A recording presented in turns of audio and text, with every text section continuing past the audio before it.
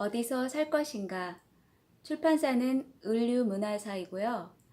저자는 알쓸신잡2의 유현준 박사입니다.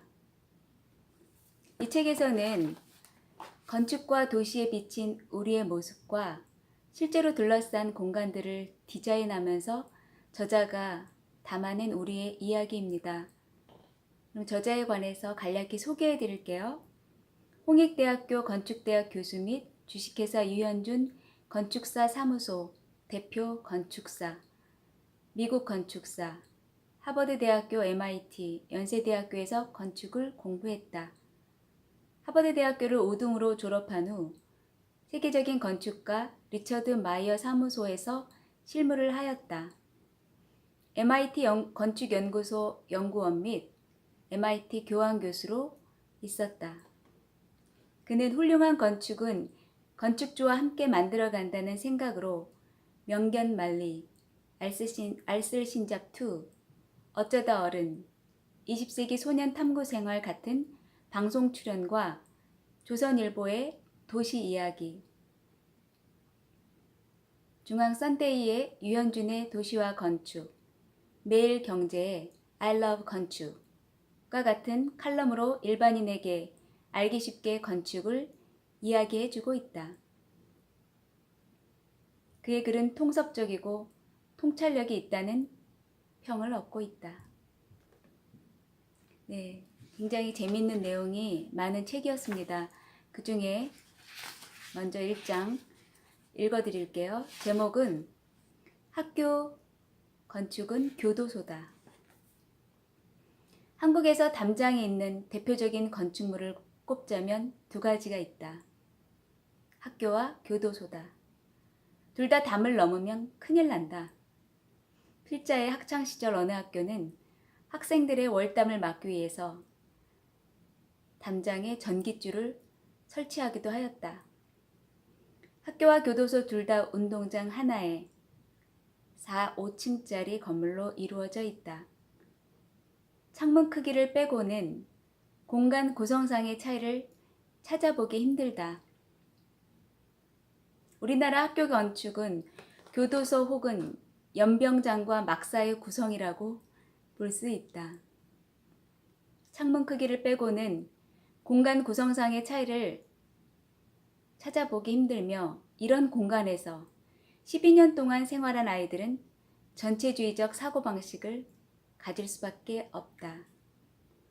전국 어디서나 똑같은 크기와 모양의 교실로 구성된 대형 교사에서 12년 동안 키워지는 아이들을 보면 닭장 안에 갇혀 지내는 양계장 닭이 떠오른다.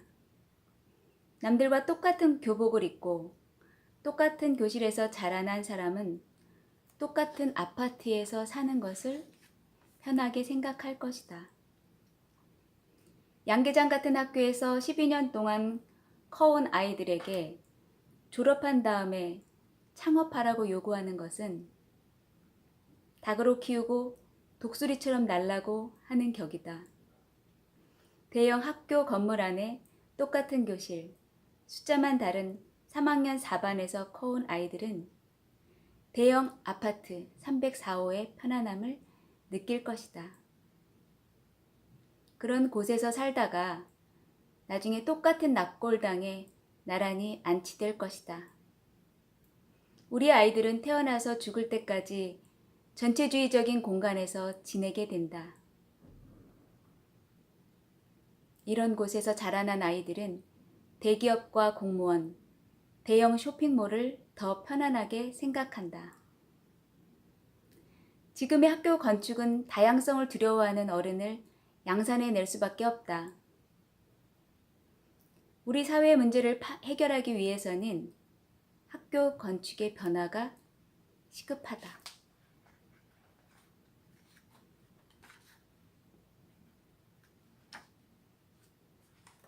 미네소타대 경영학과 존 메이어스 레비 교수의 연구 결과에 의하면 3m 이상 높이의 천장이 있는 공간에서 창의적인 생각이 나온다고 한다.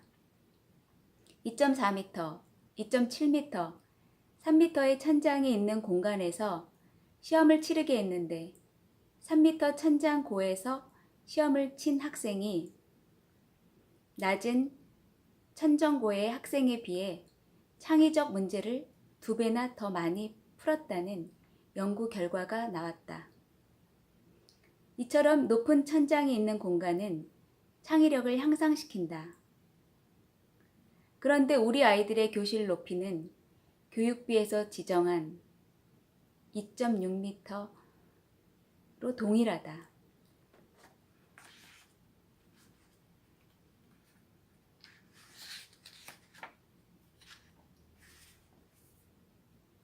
다양한 형태와 높이의 천장과 다양한 모양의 교실 같은 평면도 필요하다. 우리 아이들의 학교는 대형 건물보다는 스머프 마을 같은 느낌이 나야 한다. 운동장 주변에 담장을 허물고 가까이에 가게를 두어 주변의 감시를 통해 안전한 운동장을 만들어야 한다. 그래서 방과 후 시민들이 운동장을 광장처럼 사용하고 마을 주민 전체가 아이들을 키우는 학교가 되어야 한다. 대한민국의 학교 건축이 바뀌지 않는다면 우리의 학교는 다양성을 인정하지 않고 도전 정신이 없고 전체의 일부가 되고 싶어하는 국민만 양산할 것이다. 2장 천재를 키우는 공간입니다.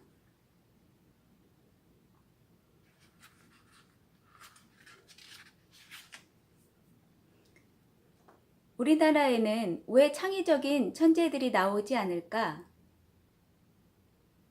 건축가 입장에서 고민해 보았다.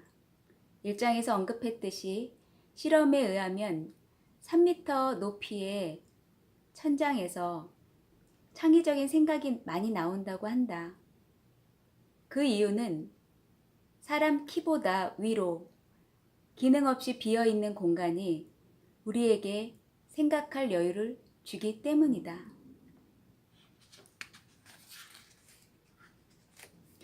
보통 다른 나라에 비해 미국의 장점으로 꼽히는 것은 다양성이다.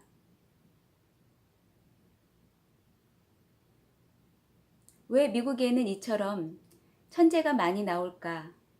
지난 30년을 돌이켜보면 스티브 잡스, 빌 게이츠, 마크 주커버그, 세르게이 브린, 일론 머스크의 조지 호츠까지 6명의 천재가 배출되었으니 줄잡아 5년에 1명꼴로 천재가 등장한 것이다. 이런 천재는 왜 유독 미국에서 나타나는 것일까? 미국은 다민족 국가다. 다양한 국가가 문화가 모여서 만들어내는 충돌이 사고 패턴의 새로운 변종을 만들어내기에 적합한 환경을 만든다. 미국에 살았을 때 가장 감동적인 일은 다양한 피부색의 수백 가지 민족적 배경을 가진 사람들이 모여서 하나의 언어인 영어로 소통하는 것이었다. 이런 환경 자체가 다양성과 소통을 가르친다. 건축가의 시각에서 보면 민족의 다양성뿐 아니라 삶의 터전이 다양한 것도 부럽다. 우리나라의 청소년은 대부분 비슷한 아파트에 살고 비슷한 학교와 학원에서 공부하고 뛰어놀 곳 없는 도시에서 비슷한 생김새의 아이들과 산다. 이런 획일화된 보편적인 삶의 공간이 어떤 천재들에게는 창의성을 주기는 공간일 것이다. 우리나라에 천재가 나오려면 다양한 교육과 더불어 다양한 종류의 주거 공간과 삶의 형태가 필요하다. 네, 굉장히 공감 가는 내용이었습니다. 3장 보행 친화적 서울 만들기입니다.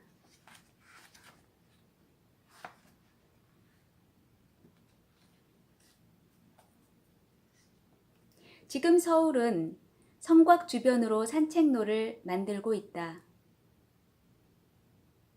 아주 좋은 정책이라고 생각한다. 하지만 아쉬운 것은 이 성곽을 문화재로 취급하기 때문에 주변에 상업시설이 들어가지 못한다는 점이다. 상업시설 없이 산책로만 있는 곳에 누가 가겠는가?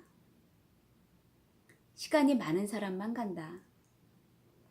이 말은 현재 우리의 서울에는 시간 많은 사람이 산책하는 길은 많지만 일상 속에서 즐길 수 있는 보행자 도로는 찾아보기 힘들다는 말이다. 녹도와 상업 가로를 분리시켜 생각하면 안 된다. 우리처럼 야근을 많이 하는 국민도 세상에 없다. 그러니 은퇴하기 전에 누가 여유롭게 이런 산책로를 거닐 수 있겠는가? 일상과 자연이 함께 공존하는 그런 공간을 만들어야 한다. 중학생과 편의점이란 내용의 장입니다.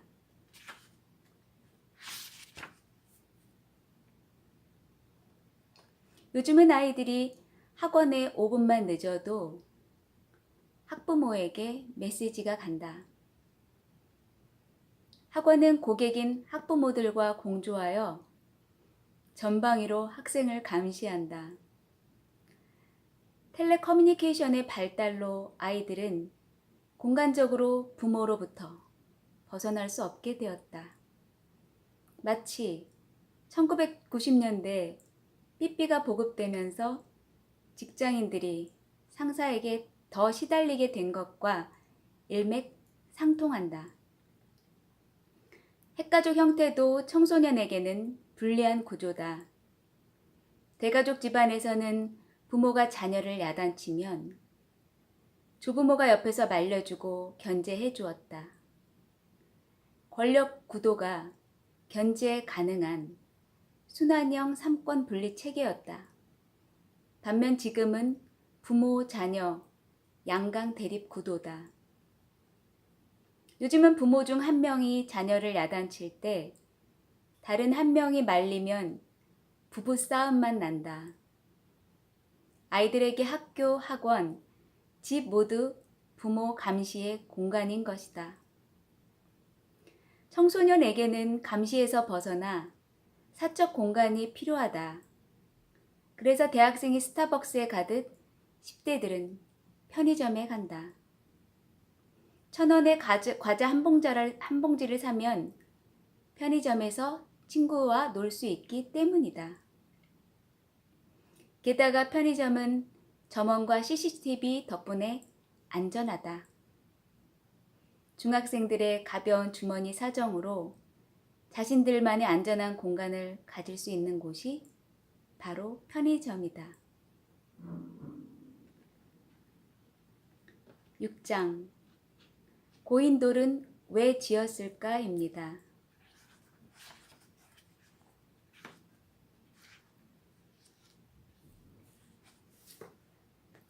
고인돌은 전쟁을 예방하는 기능을 가지고 있다. 무거운 돌을 이용한 거석 문화는 권력의 상징이다. 더 무거운 건축물일수록 더 큰 권력을 나타낸다. 영국의 스톤헨지, 메소포타미아의 지구라트, 이집트의 피라미드, 중국의 만리장성도 모두 같은 이유에서 건축된 것이다. 만리장성의 총 길이는 9,000km에 달하는데 전체 만리장성에서 한 군데만 뚫리면 8,999km의 만리장성이 무용지물이 된다. 그럼에도 그 거대하고 긴 장성을 건축한 것은 실질적인 방어보다는 안팎으로 과시하기 위한 목적이었다.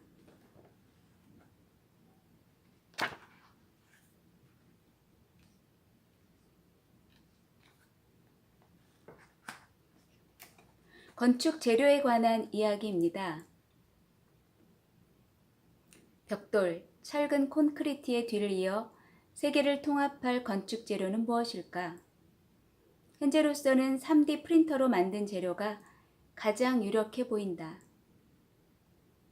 최신 3D 프린터는 머리카락같이 부드러운 재료부터 강철처럼 강한 것, 심지어 유리같이 투명한 재료까지 프린트해낸다. 앞으로 3D 프린터로 건축을 하면 철근을 넣어 콘크리트를 붓고 유리창을 끼울 필요가 없게 될 것이다. 단열재, 방음재, 구조체, 유리, 커튼 기능이 모두 담긴 분자 구조의 벽이 프린트될 날이 올 것이다. 3D 프린터의 경제성 때문에 조만간 인건비가 많이 드는 콘크리트 건물은 지을 필요가 없는 날이 올 것이다. 재료가 바뀌면 건축물의 형태도 바뀌게 된다. 벽돌이 아치 구조를 양산했다면 콘크리트는 층을 수평으로 지지하는 보와 수직으로 세워진 기둥이 건물의 하중을 버티는 네모진 상자 모양 구조를 양산했다. 3D 프린터가 제대로 적용된다면 이전과는 다른 양식의 건축을 만들 것이다. 벽돌부터 콘크리트를 거쳐 3D 프린터까지 건축 재료는 인류 역사를 관통하며 변해왔다. 로마는 벽돌을 이용해 미국은 철근 콘크리트와 강철을 이용해 건축과 역사를 바꿔왔다. 과연 3D 프린터로는 어느 국가가 새로운 건축과 도시를 만들며 역사를 주도하게 될지 궁금하다. 누구의 권력이 더 센가입니다.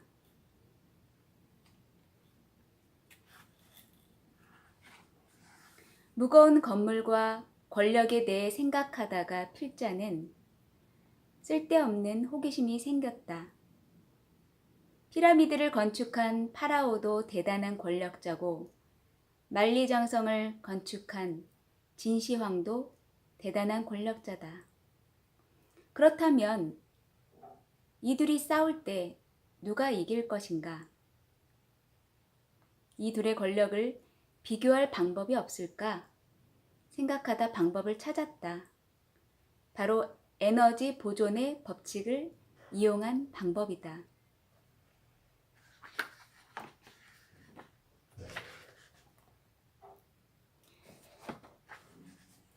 피라미드는 기준점이므로 1이고 진시 황제의 만리장성은 2.3이 에너지 법칙에서 나온다. 진시 황제가 파라오보다 2.3배 세다는 것이다.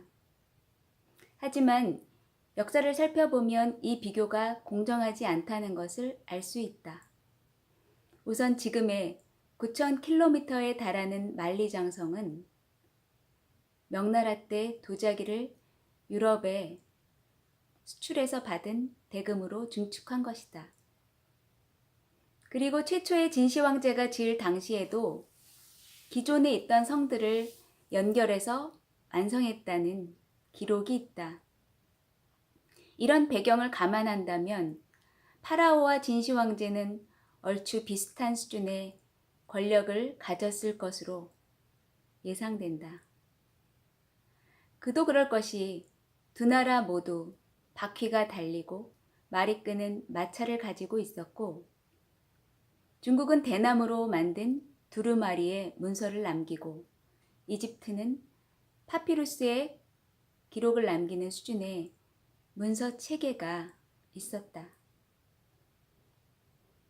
당시의 교통수단과 문서 소통의 기술이 비슷한 걸로 봐서 둘이 얼추 비슷한 수준의 통치력을 가지지 않았을까 생각된다. 이 정도가 농업의 기초를 둔 사회 시스템에서 갖출 수 있는 권력의 최대치일 것이다.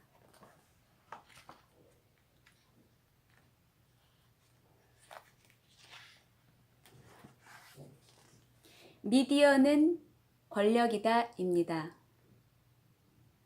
현대는 미디어가 권력을 만드는 세상이다. 즉 시청률이 권력이 되는 세상이다.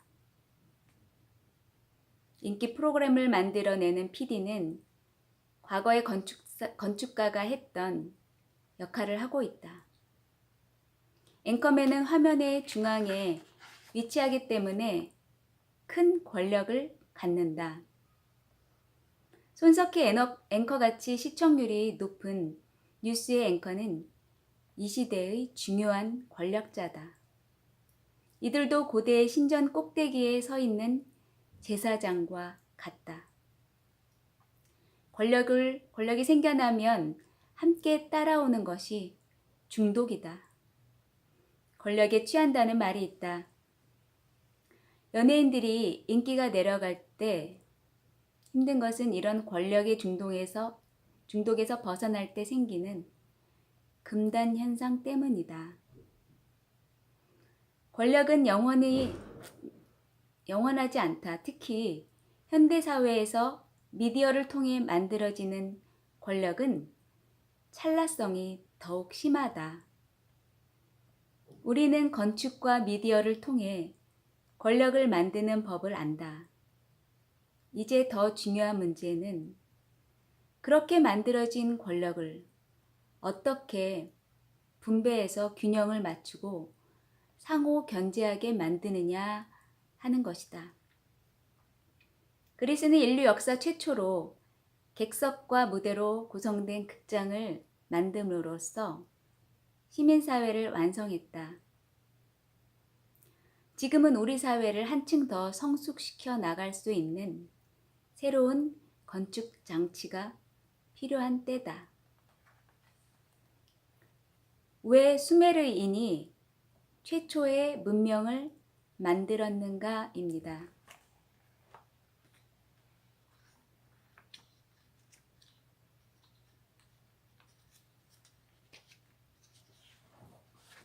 수메르 문명과 이집트 문명은 인류 역사상 가장 오래된 문명에 속한다.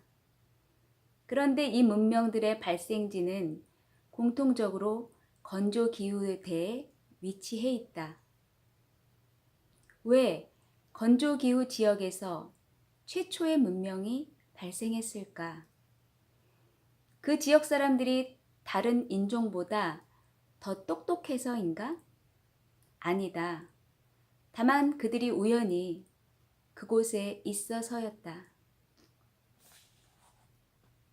비가 적게 오는 건조 기후대는 전염병의 전파가 적은 장점이 있다. 지대가 습한 경우 세균의 번식도 용이하다. 따라서 상하수도 같은 위생 시스템이 없는 상태에서 도시에 전염병이 돌지 않으려면 습한 기후보다는 건조 기후대가 훨씬 유리했다. 이처럼 최초의 문명은 건조 기후대에서 시작되었고 문명이 발달할수록 북으로 비가 오는 지역으로 이동했다. 로마는 아퀴덕트라고 불리는 수도교를 이용해 수로를 건축해서 시골의 깨끗한 물을 도시에 공급하는 시스템을 최초로 만들었다. 이러한 상수도 시스템 덕분에 습한 로마에서도 위생적인 도시를 만들 수 있었다. 이런 시스템이 발명되기 전에는 전염병을 피할 수 있는 도시는 건조 기후대에서나 가능했다. 그런데 왜 다른 건조 기후대가 아니고 이 지역이었을까? 갤럭시와 서울역 국가공원입니다.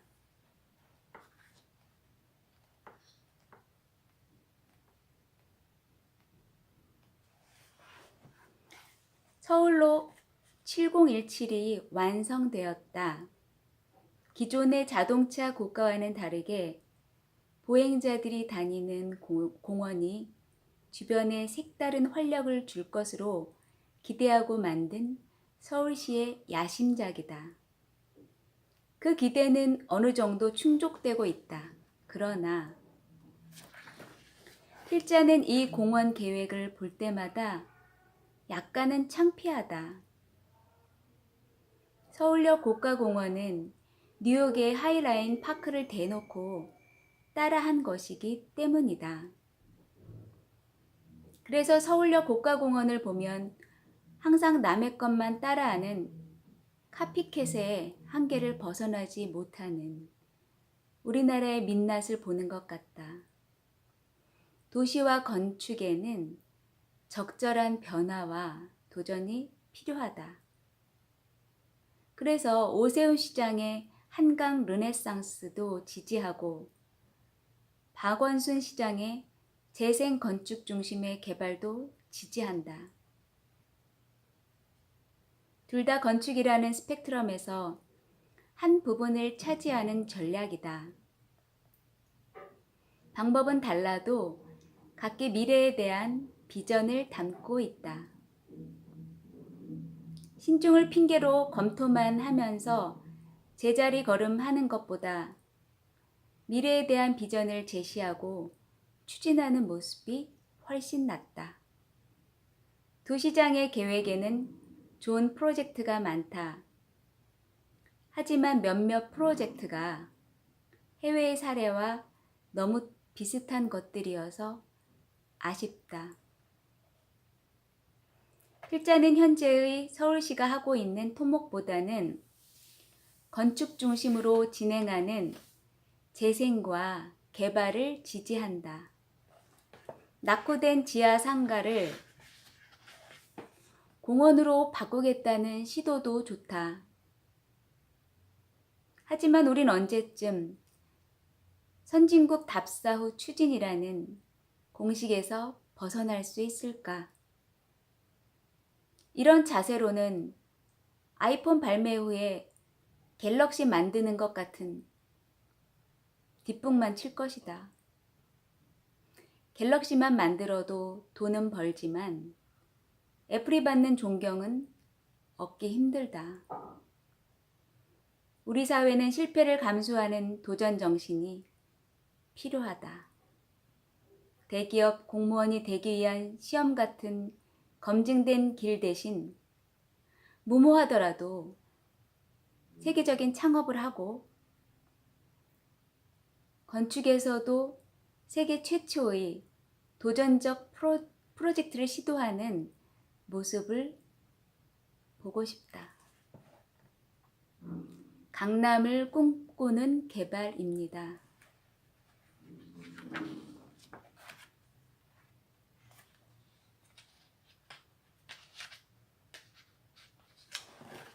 우리나라 부동산 정책은 강남 집값을 잡는 데 총력을 기울인다. 강남 집값이 올라가면 전국의 집값이 같이 올라갈 것을 염려해서다. 이런 정책의 바탕에는 강남 집값을 잡으면 다른 지역이 고루 발전할 것이라는 생각이 깔려 있다. 1등이 없어져야 나머지가 산다는 논리는 어느 시대에나 인기 있는 이론이다. 하지만 안타깝게도 1등이 사라지면 지금의 2등이 1등이 되는 걸로 끝날 확률이 높다. 몇 년 전 국토 균형 개발을 위해서 서울의 공공기관을 여러 지방으로 분산시켰다. 지방 도시로 옮겨진 공공기관을 중심으로 신도심이 만들어졌지만 결과적으로 수도권 인구의 분산 효과는 미비하고 주변 구도심의 인구 이탈을 가속시키는 또 다른 문제를 야기했다. 큰 꿈으로 시작한 세종시의 경우는 현재 대전 인구를 줄이고 있다. 서울을 죽였지만 지방은 살지 않은 것이다. 마찬가지로 강남을 잡아도 다른 곳이 반드시 사는 것은 아니다. 혹자는 강남 집값 문제의 해결을 공급을 늘리는 데서 찾는다. 그러나 이도 근본적인 해결책은 아니다. 현재 우리나라 대부분의 개발 정책은 강남의 성공 공식을 따라한다. 자연 녹지를 택지로 개발해서 땅 장사로 돈을 벌고 새로운 아파트를 짓고 사람을 이주시킨다. 우리는 이 방식으로 강남의 성공 신화를 얻었다. 그래서 같은 방식으로 분당, 일산, 판교, 세종시 등 각종 도심을 개발했다. 그런데 이렇게 같은 방식으로 개발을 하니까 문제인 것이다.